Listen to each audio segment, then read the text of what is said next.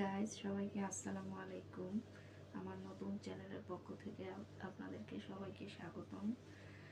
তো আজকে আমি আপনাদেরকে দেখাতে চাচ্ছি যে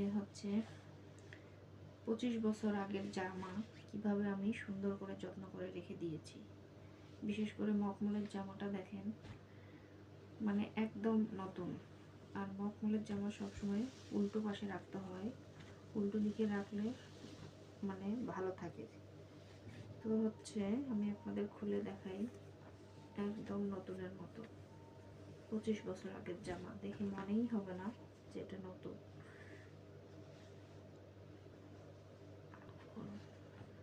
সালোয়ারটা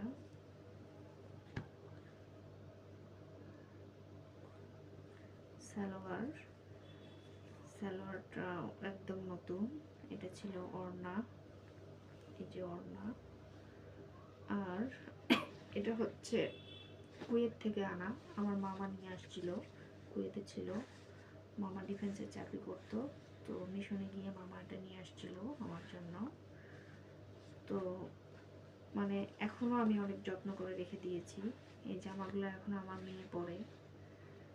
আমার ইচ্ছা আছে যে আমার নাতি নাতনি হলে তাদেরকেও দেখাবো যে অনেক বছর আগের জামা কিভাবে আমি যত্ন করে রেখে দিয়েছি। তো আপনারাও চাইলে এভাবে রাখতে পারেন যত্ন করে। আসলে যত্ন করে জিনিস রাখলে কখনোই নষ্ট হয় না। এটা আসলে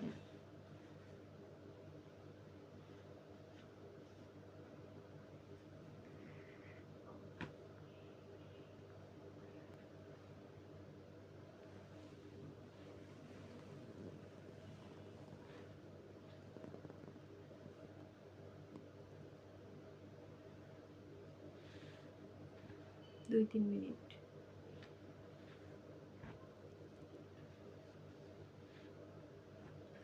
আংটিগুলো আবার ভালো লাগতেছে।